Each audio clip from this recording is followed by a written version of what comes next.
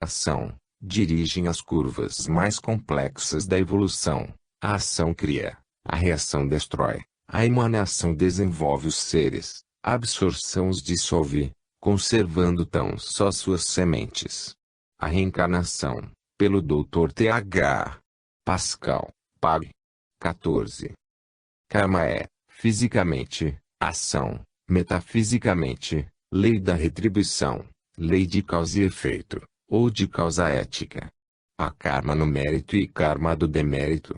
Karma nem castiga nem recompensa, é simplesmente a lei uma universal, que dirige infalível e, por assim dizer, cegamente, todas as demais leis causais. Chave da Teosofia, por H.P. Blavatsky. Pags. 146, 158. Como ajudar os chamados mortos? Tudo o que podemos fazer aos vivos, por meio do pensamento, também podemos realizar, e ainda mais facilmente, a respeito dos que nos precederam na passagem pelas portas da morte. É que para estes não existe nenhuma matéria física grosseira, para pôr em vibração antes que o pensamento possa chegar à consciência desperta. Depois da morte, a tendência do homem é introverter sua atenção e viver mais em sua mente do que no mundo externo.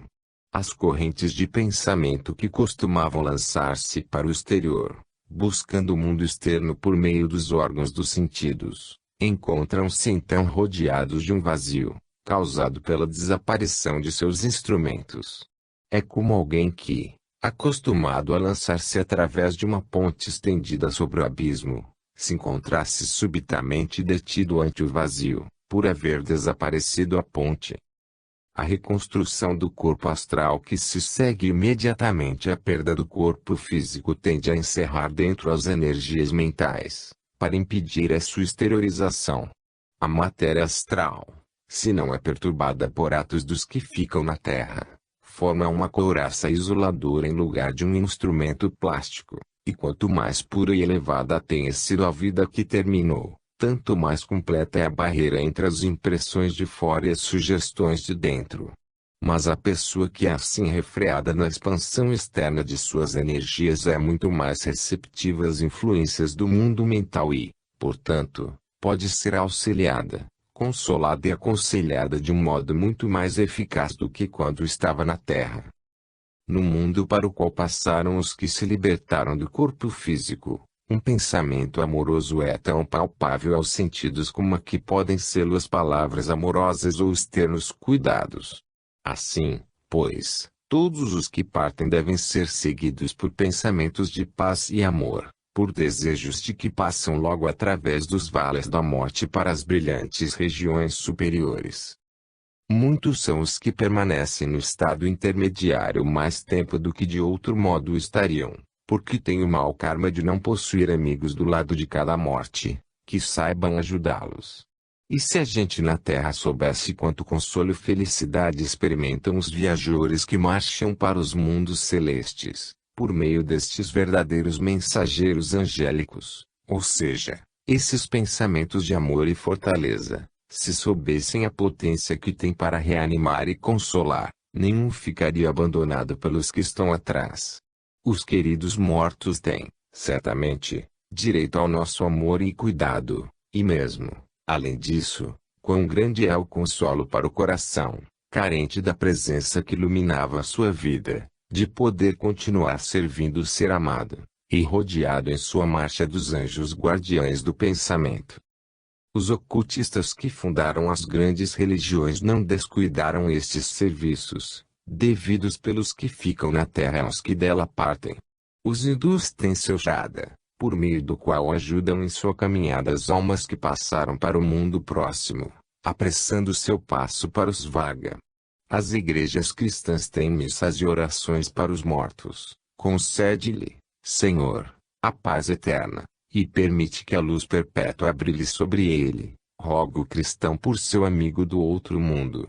Só a seção cristã protestante perdeu este feliz costume, assim como muitas outras coisas que pertencem à vida superior do homem cristão. Que o conhecimento lhes restitua logo esta tão útil e auxiliadora prática que a ignorância lhes roubou. Trabalho do pensamento fora do corpo. Não devemos limitar nossa atividade com pensamento às horas que o empregamos dentro do corpo físico, pois se pode trabalhar muito mais eficazmente com pensamento quando nossos corpos repousam tranquilamente adormecidos.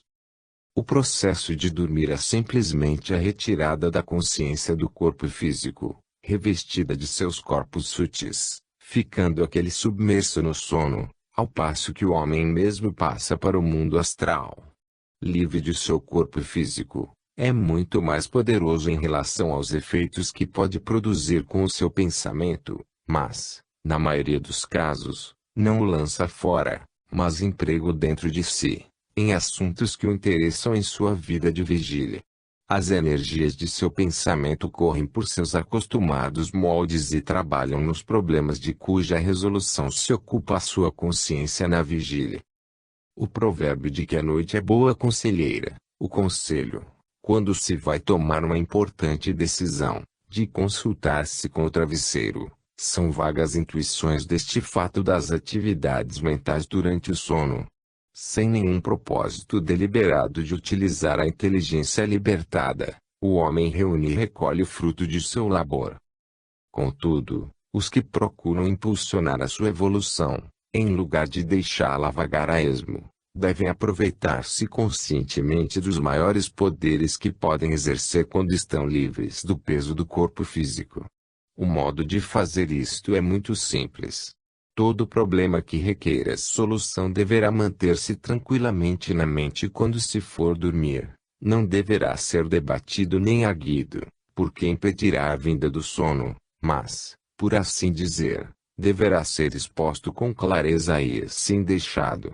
Isto é suficiente para dar a direção conveniente ao pensamento, e o pensador o recolherá e se ocupará dele, uma vez livre do corpo físico. Regra geral, ter-se-á a solução ao despertar-se, isto é, o pensador terá impressa no cérebro. Bom plano é ter-se papel e lápis à cabeceira, para anotar a solução no momento de acordar, pois um pensamento assim obtido se apaga com muita facilidade, devido à ação estimulante do mundo físico, e não é facilmente recordado. Muitas dificuldades da vida se podem ver claramente deste modo, aplainando-se num caminho eriçado de obstáculos. E também muitos problemas mentais poderão encontrar a sua solução quando submetidos à inteligência liberta do cérebro denso. Do mesmo modo pode o estudante ajudar qualquer ser deste mundo, ou do outro, durante suas horas de sono. Terá que pintar mentalmente a pessoa, e determinar encontrá-la e ajudá-la. A imagem mental atrairá para junto de si a pessoa, e ambos se comunicarão no mundo astral. Mas em todos os casos em que lhe despertar qualquer emoção seu pensamento sobre o amigo, como pode suceder tratando-se de algum já falecido, o estudante deverá tratar de acalmá-la antes de adormecer. Tal emoção causa um remoinho no corpo astral. Isso se acha num estado de forte agitação, isola a consciência e impossibilita a exteriorização das vibrações mentais. Em alguns casos de tais comunicações no mundo astral, pode ficar um sonho na memória desperta, ao passo que em outros não aparece rastro algum. O sonho é o registro, frequentemente confuso e misturado com vibrações estranhas, de entrevista fora do corpo, e assim deve ser considerado.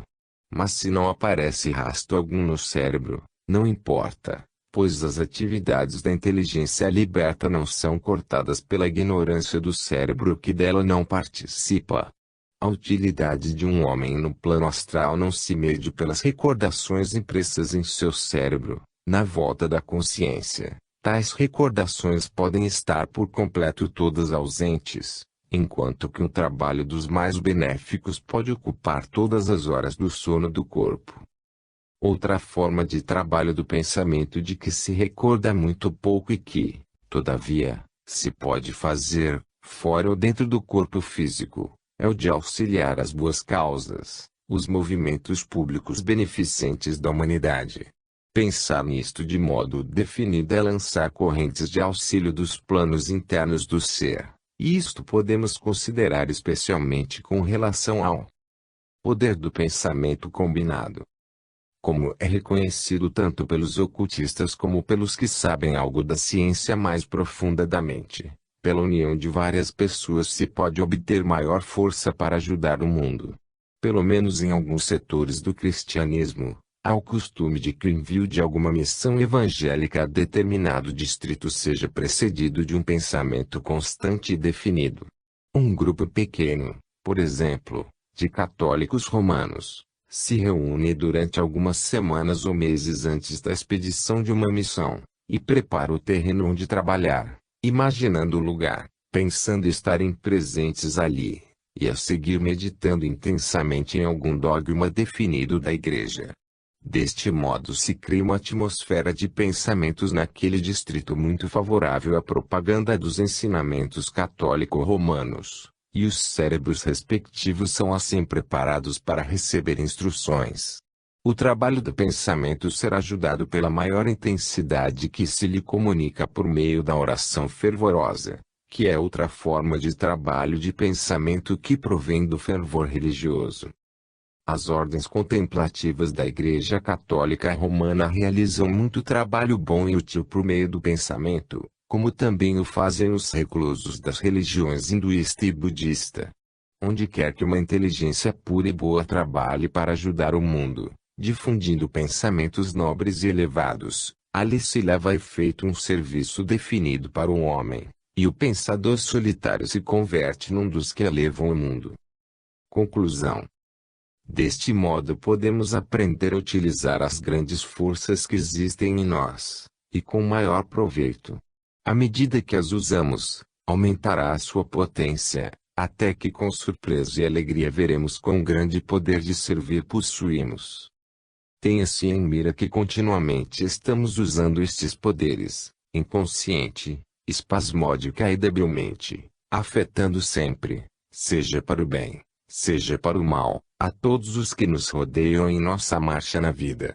E aqui tratamos de induzir o leitor para que use estas mesmas forças de um modo consciente, potente e firme. Não podemos impedir o pensar até certo ponto, por débeis que sejam as correntes de pensamento que engendramos. Temos que afetar os que nos rodeiam queiramos ou não. A única coisa que nos cabe decidir é se o fazemos em sentido benéfico ou prejudicial, débil ou fortemente, de um modo vacilante ou com determinado propósito.